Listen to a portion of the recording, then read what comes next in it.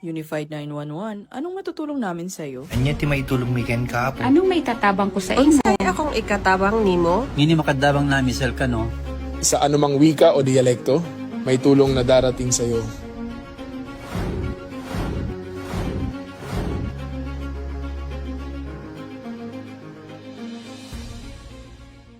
Lilingkod sa bawat Pilipino at magbibigay ng tamang impormasyon para sa tahimik at maayos na Pilipinas. Police News Network, alagad ng batas, tagapagtaguyod ng balitang pulis, sandigan ng mamamayan, patnubay ng katotohanan. Na Kampo Krame, maghahatid ng pinakahuling kaganapan at nagbabagang balita. Ito ang PNN Police News Network. At ngayon, ang inyong mga tagapagbalita.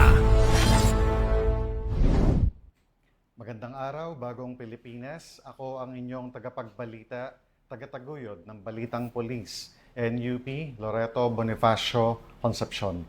At ako naman, si Miss Louise Suzanne Alba Lopez, Mrs. Asia Pacific All Nations 2022 Grand Winner and Luminous Woman of the Year 2023.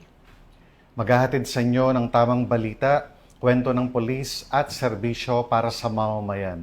At ito ang PNP News Online. Ang pangunahing balita ng Police News Network. Alagad ng batas, tagataguyod ng balitang pulis.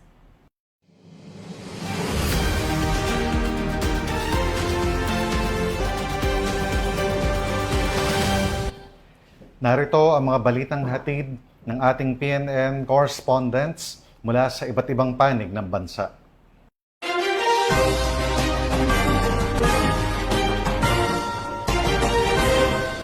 Formal na pinasinayaan at ipinagkaloob sa publiko ang bagong pasilidad ng RPSB sa bayan ng Karamoran, Catanduanes bilang bahagi ng patuloy na pagpapalakas ng kapasidad ng kapulisan sa pagtugon ng mga emergency, peace and order concerns at iba pang operasyong pangseguridad sa lalawigan.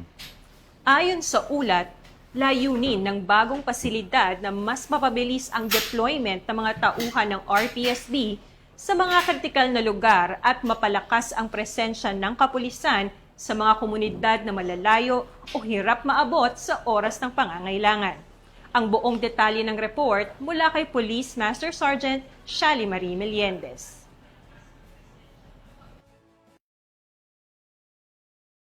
Formal nang isinagawa ang blessing at turnover ng bagong tayong public comfort room sa Sitio Lusong, Barangay Maysurang, Karamuran, Catanduanes. Isa ito sa mga naging proyekto ng Revitalized Police sa Barangay ng Catanduanes 2nd Provincial Mobile Force Company sa lugar na naisakatuparan sa pamamagitan ng matibay na pakikipagtulungan ng RPSB team sa lokal na pamahalaan ng Karamuran, Barangay Maysurang at mga pribadong sektor. Pinangunahan ni Reverend Father Jomar Tartaco ng nasabing blessing habang naging panauhing pandangal si Catanduanes Police Provincial Office Provincial Director Police Colonel Virgilio Arbuena kung saan naging saksi din ang iba pang personalidad at mga residente ng barangay. Nagpasalamat naman ang konseho ng barangay, mga kabataan at residente sa mga tulong at mga naging proyekto ng RPSB Maysurang. Buong puso po ako nagpapasalamat sa RPSB Team Maysurang sa napakalaki po ng pagkakaiba ng mayroong RPSB team sa isang barangay. Kasi po, natutulungan kami at napupunaan po ang aming mga pangangailangan.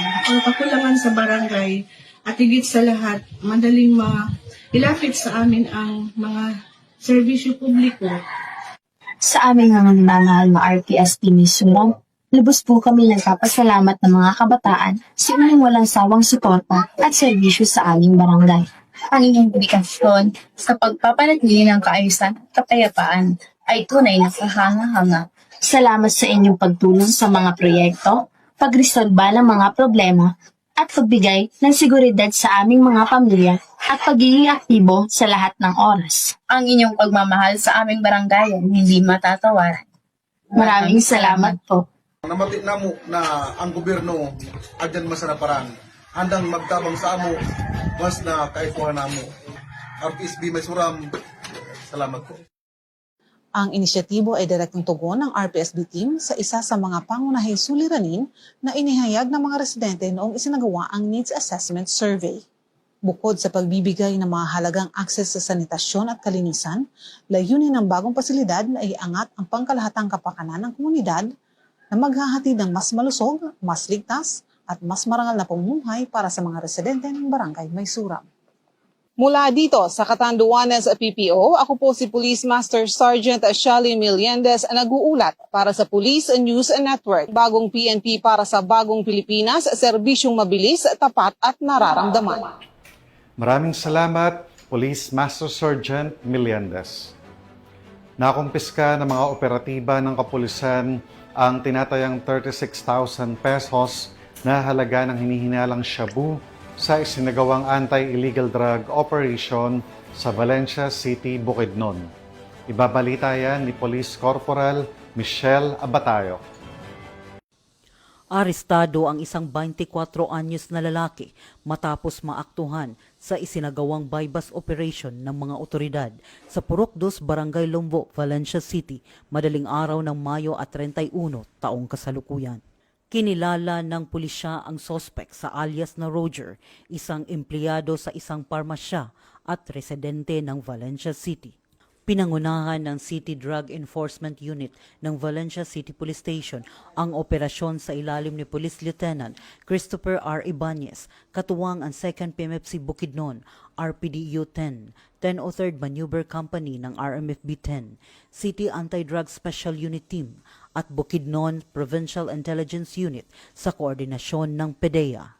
Nakumpiska mula sa sospek ang 4 na sachet ng hinihinalang shabu na may kabuuang timbang na 5.3 grams at tinatayang standard drug price na 36,040 pesos. Na-recover din sa operasyon ang buy-bust money, isang plastic container na hinihinalang lalagyan ng illegal na droga at isang cellular phone. Kasalukuyang nasa kustodiya ng Valencia City Police Station ang sospek habang hinahanda ang pagsasampa ng kasong paglabag sa Republic Act 9165 o Comprehensive Dangerous Drugs Act of 2002. Ito ang bagong PNP para sa bagong Pilipinas, serbisyong mabilis, tapat at nararamdaman. Mula dito sa Police Regional Office 10, Bukidnon Police Provincial Office, ako ang iyong PNN correspondent, Police Corporal Michelle Gulay Abatayo, alagad ng batas, tagataguyod ng Balitang Pulis. Maraming salamat, Police Corporal Abatayo. Nagsagawa ang Cebu City Police Office ng proficiency firing bilang bahagi ng patuloy na pagpapaikting ng kakayahan at kahandaan ng mga pulis sa aktual na operasyon, na may layuning mas mapataas ang antas ng disiplina, seguridad, at katumpakan sa paggamit ng baril. Yan ay ibabalita ni Patrolwoman Flora May Azares. Formal na inilunsad ng Cebu City Police Office ang Proficiency Firing Program sa pangunguna ni City Director Police Colonel George B. Ilanan sa CCPO Firing Range sa Camp Sotero, Cabahog, Cebu City noong Hunyo 2 taong kasalukuyan. Dinaluhan ang programa ng mga opisyal at tauhan ng CCPO kasama ang mga kinatawan ng Cebu City Peace and Order Council na sina Konsehal Paul Labra at Arnel Tansingco. Binigyang diin sa aktibidad ang kahalagahan ng patuloy na pagsasanay upang mapanatili ang disiplina, katumpakan at responsableng paggamit ng armas. Matapos ang seremonya, isinagawa ang mga natatakdang firing exercises sa ilalim ng mahigpit na pangangasiwa ng mga range officers at safety personnel. Tiniyak din ang mahigpit na pagsunod sa mga itinakdang safety protocols at standard operating procedures upang mapanatili ang kaligtasan ng lahat ng kalahok. Ayon sa CCPO, mahalaga ang programa sa pagpapalakas ng kahandaan, kumpiyansa at profesionalismo ng mga pulis sa pagtugon sa mga insidente at pagpapanatili ng kapayapaan at kaayusan sa Cebu City sa ilalim ng adhikain ng Philippine National Police, bagong PNP para sa bagong Pilipinas, serbisyong mabilis, tapat at nararamdaman. Mula dito sa Cebu City Police Office, ako inyong PNN correspondent, Patrolwoman Flora May Azares, nagbabalita para sa Police News Network, alagad ng batas, tagataguyod ng Balitang Pulis. Maraming salamat, Patrolwoman Azares. Nagsagawa ang kapulisan ng isang community engagement activity sa Tondo, Manila na naglalayong maghatid ng impormasyon kaalaman at praktikal na gabay sa kaligtasan sa mga residente. Bilang bahagi ng mas pinalawak na kampanya ng Philippine National Police sa community-oriented policing at crime prevention. Ibabalita yan ni Patrolwoman Jeradel D. Latorte. Bilang bahagi ng pagpapatibay ng ugnayan sa komunidad at pambansang pulisya, matagumpay na isinagawa ang information drive at awareness campaign sa mga residente ng Barangay 105 Tondo, Manila nito lamang Mayo 28 taong kasalukuyan, araw ng Huwebes sa ganap na alas 8 ng umaga sa Barangay 105 Tondo Covered Court. Ang inisyatiba ay bahagi ng mga programa ng Police Community Affairs and Development Group o PCAG na pinamumunuan ni Police Brigadier General Vina H. Guzman, Director, katuwang si Police Colonel Luis E. Gisik, Chief Community Assistance and Development Division o CAD.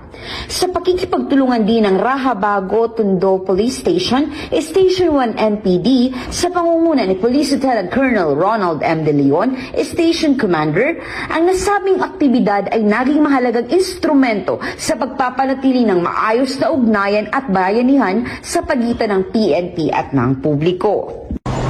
Maraming salamat po sa ganito aktibidad kasi po nasusugpo po yung krimen sa aming barangay. Maraming salamat po. Marami po kaming natutunan dito.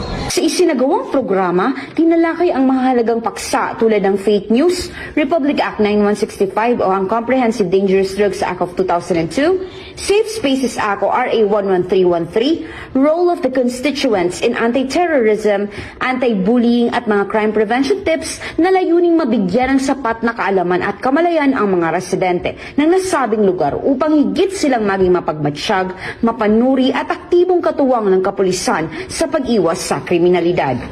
Kasabay nito, nagsagawa rin ang mga kapulisan ng pamamahagi ng 300 food tax para sa mga residente bilang simbolo ng malasakit at tulong sa kanilang araw-araw na pamumuhay.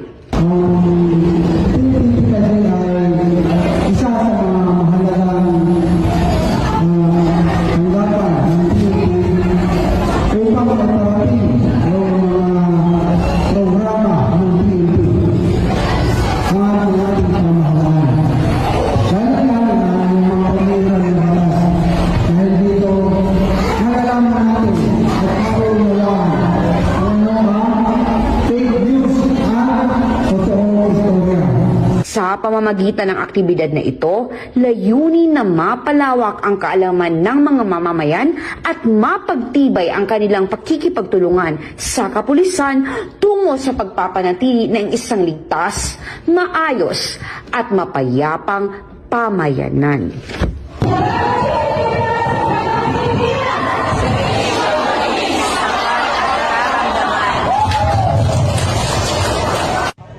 Mula dito sa Barangay 105 Tondo, Manila, ako ang inyong PNN correspondent, Patrolwoman Jeradel Duterte, alagad ng batas, tagataguyod ng Balitang Pulis.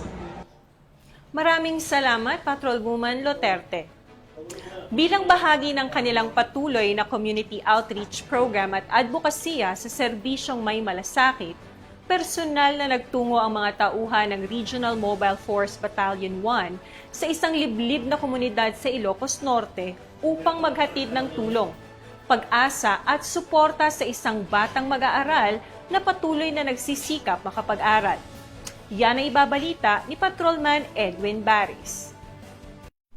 Muling ipinakita ng Philippine National Police ang malasakit at dedikasyon nito sa paglilingkod sa komunidad nang makilahok ang mga tauhan ng 101st Maneuver Company ng Regional Mobile Force Battalion 1 sa isang outreach activity para sa isang mag-aaral at kanyang pamilya sa Barangay Saludares, Dingras, Ilocos Norte. Nito ay 28 ng Mayo taong kasalukuyan. Sa pakikipagtulungan ng PNP, grupo ng Help the Kids at 101B14 ACOS, binisita ang 11 taong gulang na si Christina Grace Angel Adol at nagkaloob ng pedicab, sapatos, bag at school supplies upang makatulong sa kanyang pag-aaral at pang-araw-araw na pangangailangan. Nagbigay rin ng isang plastic drawer cabinet para sa kanilang pamilya. Nakiisa rin ang iba't ibang grupo, kabilang ang Agbalay Housing Project, local government ng Dingras at Ilocos Norte 2nd Provincial Mobile Forest Company sa layuning mapagawa ng mas matibay na tahanan ang pamilya ni Angel. Patunay, ang aktibidad na ito ay patuloy na malasakit at dedikasyon ng PNP sa paglilingkod at pagtulong sa mga komunidad na nangangailangan. Mula dito sa National Headquarters ng Philippine National Police, ako ang inyong PNN correspondent, Patrolman Edwin Baris, alagad ng batas, tagataguyod ng Balitang Pulis.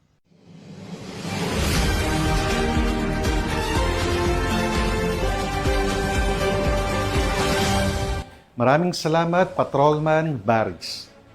Naaresto ng mga operatiba ng Cavite Police ang isang lalaki na may kinakaharap na 3 bilang ng kasong lascivious conduct sa isinagawang manhunt operation sa lalawigan ng Cavite. Yan ang ibabalita ni Patrolman Emerson M. Abido. Sa patuloy na pinaigting na kampanya laban sa mga wanted persons, matagumpay na naaresto ng mga operatiba ng warrant personnel ng Cavite Component City Police Station sa koordinasyon ng 401st Regional Mobile Force Battalion ang isang provincial level most wanted person sa isang joint police operation. Isinagawa ang operasyon bandang alas 10 ng gabi noong May 28, 2026, Barangay 20, lungsod ng Cavite. Ayon sa ulat, ang operasyon ay isinagawa sa ilalim ng supervisyon ni Police Lieutenant Colonel Socrates S. Haka, hepe ng Cavite Component City Police Station, na nagresulta sa pagkakaaresto ng isang alias John, provincial level most wanted person. Naaresto ang akusado sa bisa ng warrant of arrest na inilabas ng presiding judge ng Regional Trial Court Branch 17 sa Cavite City na may petsang October 16, 2025. Kinasuhan ang akusado ng 3 bilang ng lascivious conduct sa ilalim ng Section 5, Article 3 ng Republic Act 7610 o ang Special Protection of Children Against Abuse, Exploitation and Discrimination Act. May inirekomend ng piyansa na aabot sa halagang 180,000 pesos para sa bawat bilang ng kaso. Mula dito sa Cavite Police Provincial Public Information Office, ako ang inyong PNN correspondent, Patrolman Emerson Abido, alagad ng batas, tagapagtaguyod ng Balitang Pulis. Bagong PNP para sa bagong Pilipinas, serbisyong mabilis, tapat at nararamdaman. Maraming salamat, Patrolman Abido. Nagkaisa ang UP Maguindanao del Norte PNP, LGU at komunidad sa isang Peace and Security Initiative na layuning mapanatili ang katahimikan at maiangat ang antas ng seguridad sa bayan. Tinalakay sa aktibidad ang pagpapatuloy ng community engagement at kooperasyon ng mamamayan at otoridad bilang upang mapanatili ang kapayapaan at maiwasan ang anumang banta sa seguridad. Ibabalita yan ni Patrolman Edwin Baris.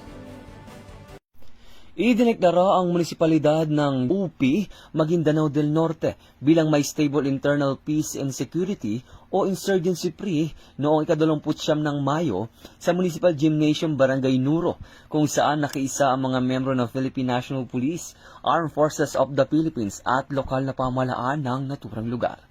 Dumalo sa naturang programa si Police Colonel George D. Bagundol Jr., ang Acting Provincial Director ng Maguindanao del Norte Provincial Office, kasama ang mga tauhan ng UP Municipal Police Station.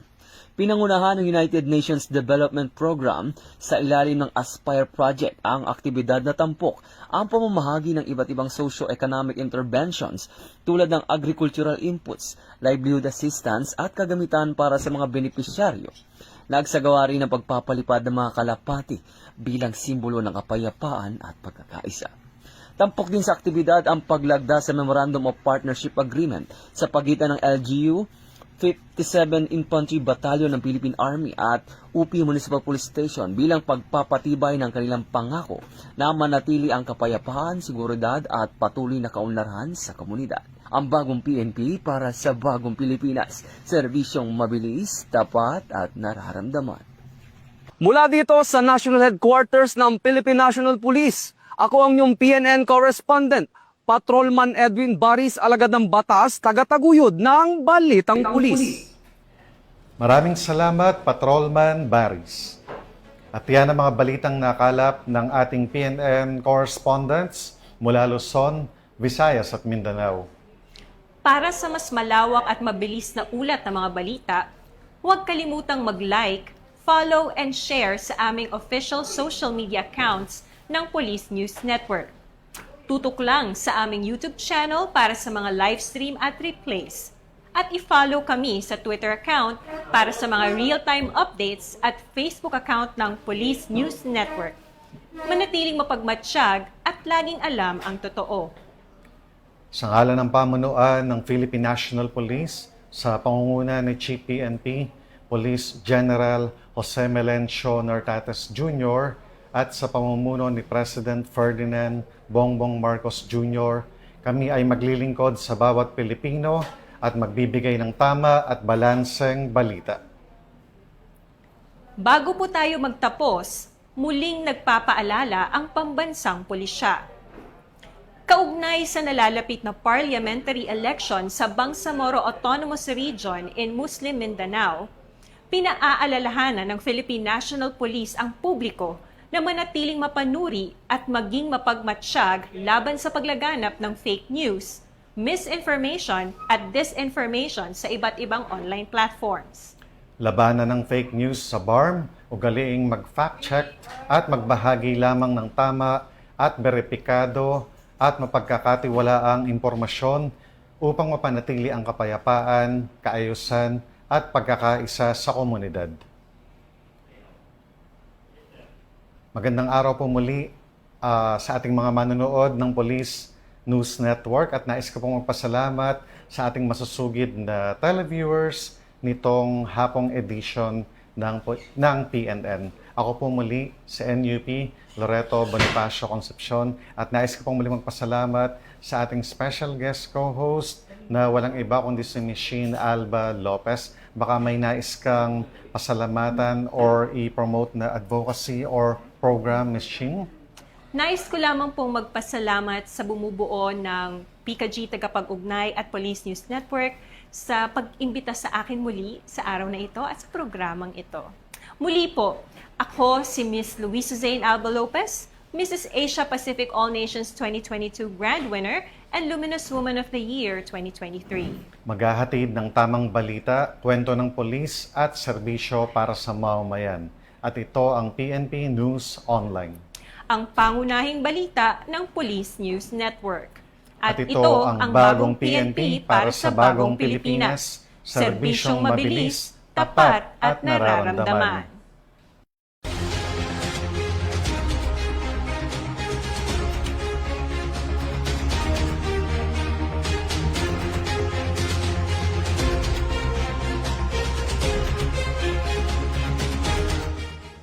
Police News Network, alagad ng batas, tagapagtaguyod ng balitang pulis.